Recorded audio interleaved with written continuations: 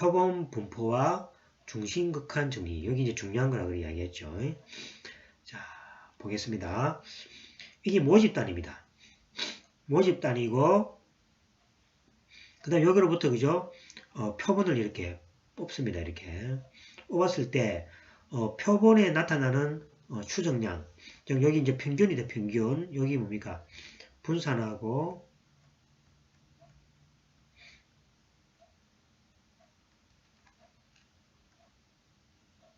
평균이 되겠습니다. 이 주로 그죠? X의 바라고 많이 쓰고, 그 다음에 표본에서의 분산은 이 S라고 씁니다. 그래서 이제 모집단하고 모집단의 모수들하고 표본에서의 어떤 그 추정량하고 구분하기 위해서 모집단에서의 요거는 뭐 여기 이제 평균이죠. 평균이고 여기 그죠? 분산이 되겠습니다. 그래서 이제 이 모집단의 요 평균 분산하고 표본에서 그죠? 평균하고 분산하고 부호가 다르다는 것을 조심하시기 바랍니다. 그 다음에 모집단들로부터 n개의 표본을 구합니다. 표본을 구해서 이 표본들로부터 이제 뭐합니까? 모집단을 추정하는 것이 우리가 공부하는 목적이 되겠습니다. 자, 먼저 보시면은, 자, 모집단 전체를 대상으로 조사하는 것을 전수조사라고 합니다. 전수조사라며, 전수조사는 조사기관과 비용 등의 문제로 인해서 많은 어려움이 있게 됩니다. 그죠? 생각해보면 어려움이 많이 있겠죠. 그죠? 예를 들어서, 전체 인구를 조사한다 하더라도, 그죠? 이 전체 다를 조사하는 기간에 또 아기가 태어날 수도 있고, 사람이 또 죽을 수도 있겠죠. 그렇기 때문에 사실 어렵습니다. 따라서 모집단으로부터 선택한 일부분의 구성 단위인 표본, 샘플이라고 하죠. 표본을 선택하고 표본의 결과, 예를 들어서 우리가 표본 결과에서는 표본 평균, 표본 분산 등을 우리가 주로 구하게 됩니다.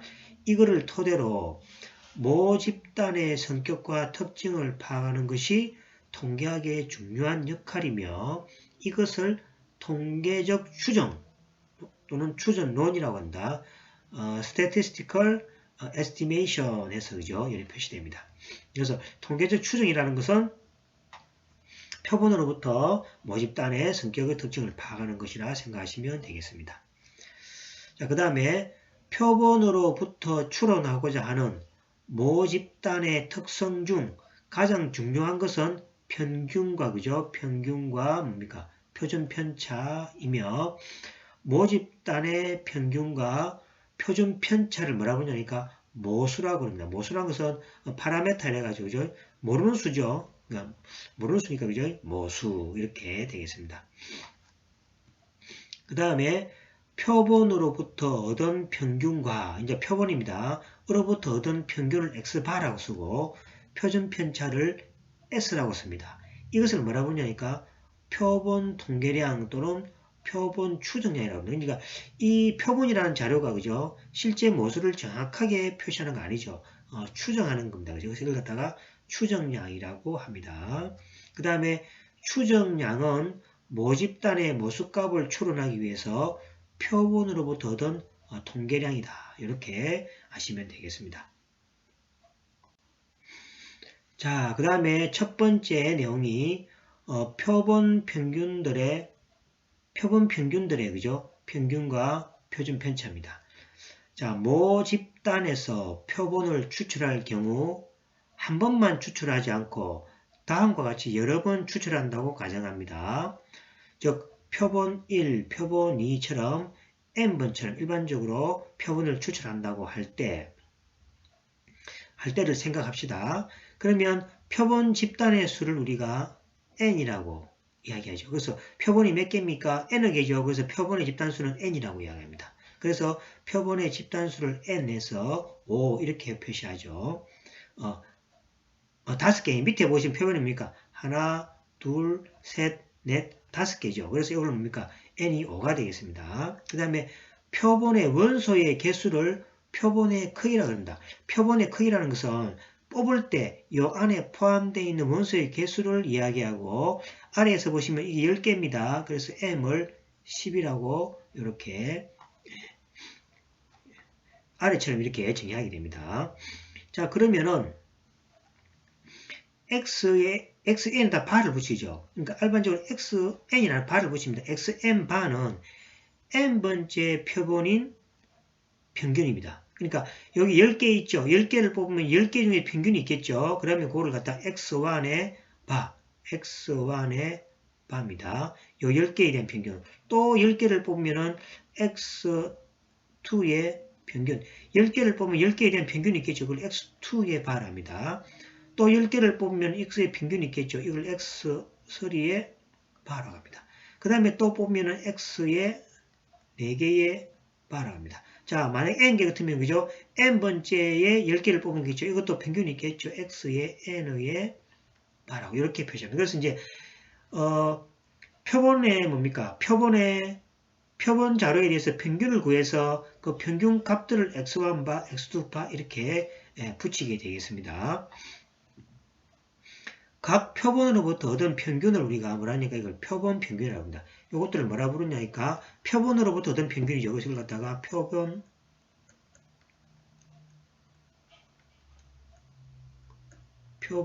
평균이라고 이렇게 이야기를 하게 되겠습니다. 자, 그러면 어떻게 됩니까? 지금 뭡니까? 10개씩 요거 전체의 모집단의 개수, 모집단의 그죠? 원소의 개수를 만약에 뭐라 해볼까요? 모집단의 문서의 개수를 만약에 K라고 해봅시다. 개수가 K라고 해보면은 만약에 10개를 뽑을 때 중복이죠, 그죠? 10개를 이렇게 뽑아, 이렇게 뽑아도 되고 또 뭡니까? 이렇게 또 10개를 뽑아도 되고 또 이렇게 10개를 뽑아야 되겠죠. 그럼 이렇게 뽑을 수 있는 모든 경우의 수가 몇 개입니까? 표본에 뭡니까? 표본에 모든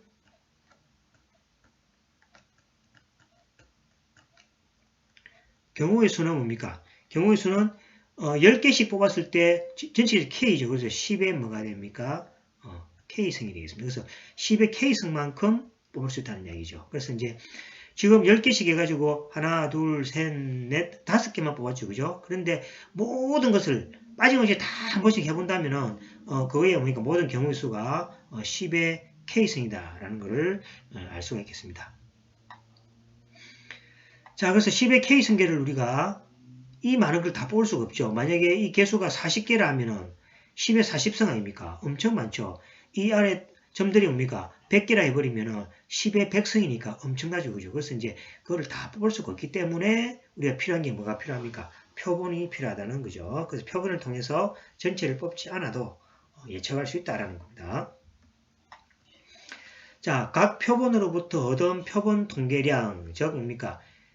표본 이거의 평균 x1 바, 표본 xn에 대해서 xn 바를 확률 변수, 이제 뭡니까?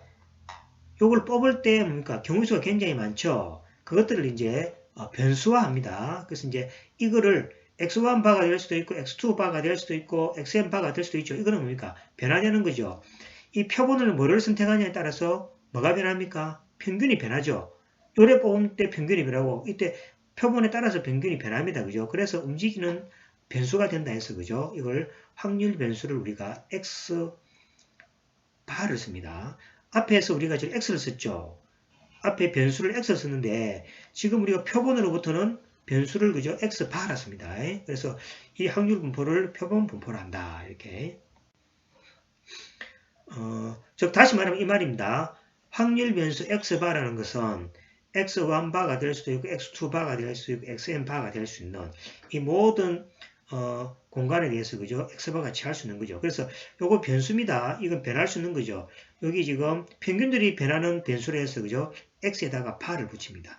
앞에서는 그냥 x를 썼죠. 변수를. 그래서 앞에하고 지금은 차이가 변수가 x의 바가 되겠습니다. 이걸 갖다가 확률 변수라 부르고 확률 분포를 표본 분포라고 부르게 되겠습니다. 그래서 확률 변수 x바를 표본 평균 또는 표본 변수라고 이렇게 부르기도 합니다. 그래서 헷갈리지 않습니다. 이 x바는 평균이 아닙니다. 그러니까 일반적으로 앞에서 x가 주어지고 뭡니까? 그죠? 우리가 ex라든지 x바는 이 변수에 대한 평균이었죠. 근데 지금은 이 x바가 뭡니까? 표본에 대한 뭡니까? 평균들의 값들을 변수로 가지는 겁니다. 그래서 이걸 갖다 x바를 붙이는 겁니다. 그래서 이제 표본 분포에서 확률 변수의 평균을 있어야 됩니까? 앞에 1을 붙여서 1이라든지 안 그러면 6에다가 x바를 붙이든지 안 그러면 우리가 평균은 여기에 바를 붙였죠. 그래서 x바에다가 바를 하나 더 붙여서 이렇게 두 개로 쓰기도 합니다. 그래서 주로 이것을 많이 쓰고 이거 두 개를 많이 씁니다. 요거를 많이 사용합니다. 많이 사용하고 이거는 그죠? 뭐 책마다 조금 이렇게 사용하는 책도 있습니다. 그래서 확률 변수에 대한 평균 기대값을 이렇게 표시한다 생각하시고 자 그러면 예를 들어서 한번 우리가 이 내용을 한번 설명해 보겠습니다. 자 회사 신입 직원의 토익 성적에 모집단에서 임의의 표본 추천한다 가정하자. 그래서 이제 회사 신입 직원의 토익 성적의 모집단에서 임의의 표본을 추천한다 가정해 봅시다. 자, 모집단의 모평균은 우리가 신입사원 토익 성적이니까 우리가 계산할 수 있겠죠. 이제 유한이니까 그죠? 자, 모평균은 520.78이고 모표준 편차는 86.80입니다. 자, 그럼 이제 표본의 크기가 5개입니다. 그 집단의 수가 8개니까 5개씩 뭡니까? 8번을 뽑는다는 얘기죠. 그래서 임의로 뭡니까? 5명씩 해서 8집단을 뽑았을 때 다음과 같은 분포를 가집니다. 자, 표본 1에서는 자, 하나, 둘, 셋, 넷, 5개죠. 이 5개를 뽑았을 때 이 5개의 평균입니다. 표본 평균이 우리가 여기 말하면 우리 여기 x1의 바가 빨간 색깔이 되겠습니다. 그 다음에 표본 두 번째에서 하나, 둘, 셋, 넷, 5개죠. 5개를 보면 요거의 표본 평균인 x의 2의 바가 되겠습니다. 자, 그럼 세 번째 표본을 뽑았습니다. 세 번째 하나, 둘, 셋, 넷, 5개를 뽑았죠.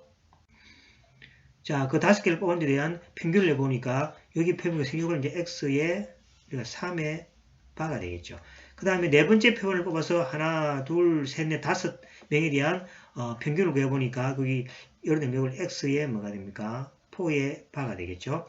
자, 다섯 번째 집단에서 하나, 둘, 셋, 넷,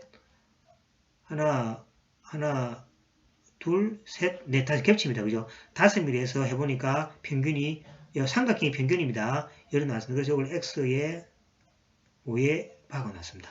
그 다음 여섯 번째 표본은 하나, 둘, 셋, 넷, 5명에서 보니까 여기 평균이죠. 이걸 이제 x6에 대해서 바를 달죠. 그래서 이제 표본을 갖다가 어떻게 뽑느냐에 따라서 뭐가 다르니까 평균이 바뀌겠죠. 그래서 다 집단을 갖다가 여러분들이 임의로 어떻게 뽑아야 돼서 그죠? 평균도 바뀐다는 걸 주의하시고 일곱 번째는 자 하나, 둘, 셋, 넷, 5명에서 요거 x의 7의 바가 되겠죠. 자, 그 다음에 자, 여덟 번째 표본이 하나, 둘, 셋, 넷, 5명이죠. 5명이니까 여기 바로 x의 뭡니까? 여덟 번째 바입니다. 그러니까 5명을 뽑아서 그 토익 점수 있죠. 토익 점수에 대한 평균을 계산하면은 각 이렇게 변한다는 얘기죠. 그죠? 그래서 표본을 갖다가 뽑음에 따라서 평균이 자꾸 바뀌게 되죠. 그래서 이제 이 바뀌는 이런 점수가 변하죠. 이걸 갖다가 이제 변수로 해서 일반적으로 요 변수를 그죠? x의 바라고 한다는 이야기죠. 자, 보시면은 자, 개별 표본은 파란 점들이고 표본 평균은 빨간 점들입니다. 자, 위에서 표본 1에서 표본 평균은 자, 요 값이 그죠? x1 바가 504가 됩니다. 이건 504가 되겠습니다. 약 504쯤 되죠. 그죠? 밑에 504쯤 되죠. 여기 500이니까 그죠? 504쯤 되고 그 다음에 표본 2에서 표본 평균은 576입니다. 여기에 대한 600 가깝죠. 그죠? 여기서 576입니다. 이런 식으로 그죠? 계속 구해진다고 합시다. 자, 그러면 표본 평균들만 모아서 모평균이 얼마입니까? 520.78이죠. 서로 한번 비교해 보겠습니다. 자, 여기 이제 뭐가 됩니까? 모평균이죠. 모평균 U에서 여기 얼마입니까? 520.78이 되겠습니다. 78이고 나머지 8개, 하나, 둘, 셋, 넷, 다섯, 여섯, 일곱, 8개를 모아보면은 그것들의 평균들이 뭡니까? 요 근처에서, 그죠? 이렇게, 요 편차가 이렇게 움직이게 되죠? 그래서 이제 볼 때 어떻습니까? 이 표본의 자료가, 그죠? 가지고 평균을 구해보니까 평균들이 뭐가 됩니까?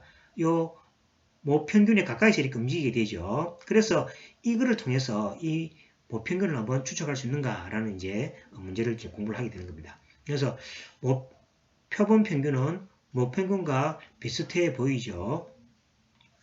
하지만 표본이 달라지면, 그죠? 뽑는 애 뭡니까? 사람 구성원이 달라지면은 표본 평균값이 바뀌기 때문에 모집단의 어떤 원소가 표본에 포함되는지 알 수가 없죠. 그래서 요 집단은 뭐가 됩니까? 요 집단은 거의 모평균에 가깝죠. 하지만 이런 것들은 또 멀어진다 아닙니까? 그죠? 그러면 어느 것이 가깝고 어느 것이 멀어진다? 도대체 어느 표본을 선택해야만이 모집단의 평균에 가까운가? 그건 알 수가 없죠. 그죠? 그래서 오차라는 개념을 가지고 이제 접근하게 됩니다. 그래서 다음과 같이 표본 오차가 존재합니다. 표본 오차라는 것은 자, 임의의 평균들의 변수에다가 모집단의 평균을 뺀 차이를 뭡니까? 표본 오차라고 하게 됩니다. 자, 예를 들면은 그렇습니다. 만약에 표본 1에서 표본 오차는 자, 504라 그랬죠. 자, 504 빼기 510.78 하면은 즉 차이가 마이너스 1678만큼 오차가 생기죠. 자, 그 다음에 표본 2에서 살펴보면은 표본 오차는 자, 576이라고 그랬으니까 576 빼기 520을 해주버리면 55.2가 차이 나는 거죠. 그래서 표본 1, 2, 3, 4 그죠? 선택함에 따라서 이 오차가 자꾸 바뀌게 되는 경우죠. 그래서 이 오차를 어떻게 그죠? 줄여나가고 또 추정하는지에 대해서 한번 보도록 하겠습니다. 자, 일반적으로 추정하려는 모수는 주어지는 것이 아니죠. 그러니까 우리가 구하는 건 뭡니까? 표본 오차로부터 모수를 추정하는 거죠. 그래서 추정하려는 모수는 주어지는 것이 아니기 때문에 실제로 표현할 수는 구할 수가 없다는 이야기죠. 그 무슨 말이냐니까 지금은 뭐가 됩니까? 설명을 하기 위해서 모평균이 주어지고 그 다음에 자료로부터 이 가까이 가는구나라는 걸 이제 감으로 느낄 수 있게 하는 거죠. 근데 실제로는 만약에 그죠 모수가 주어지는데 표본을 구할 수가 필요가 없는 거죠. 모수 쓰면 되니까. 그래서 실제는 모수는 뭐니까 안 주어지고 표본을 통해서 이걸 추측하는 겁니다. 그래서 지금은 설명을 하기 위해서 이렇게 같이 주어진 거고 원래 우리가 하는 목적은 모수는 주어지지 않고 표본을 가지고 묘수를 추정하는 것이 공부하는 목적이 되겠습니다. 자, 그래서 다음과 같이 편이라는 것은 뭡니까? 편차의 어떤 정도를 그죠? 이야기하는 겁니다. 자, 편의가 존재합니다. 자, 편이라는 것을 뭐냐니까 이거 실제 뭡니까? 이거는 모수죠. 이 실제 모수랑 이거는 뭡니까? 표본 평균이죠.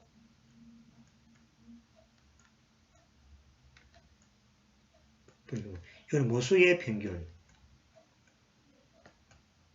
그죠? 그래서 모수의 평균과 표본의 평균을 실제 오차가 존재하기 딱 같으면 좋겠지만은 이 차이가 있겠죠. 그 차이를 뭡니까? 편이라고 합니다. 편이. 편이라는 것은 뭡니까? 서로 달라지는 정도죠. 그래서 만약에 EX는 그죠?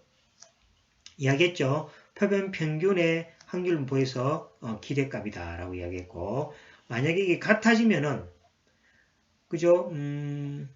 표본 평균의 값하고 모평균의 값이 만약 같아질 때 X바는 모수유의 불편 추동치입니다. 불편이라는 것이 편하다, 불편하다 할 때 불편이 아니고 편차가 아니 불자죠. 편차가 없는 추정치라는 말입니다. 그러니까 정확하다는 얘기죠. 그래서 표본의 평균하고 모수의 평균이 일치할 때를 이 X바는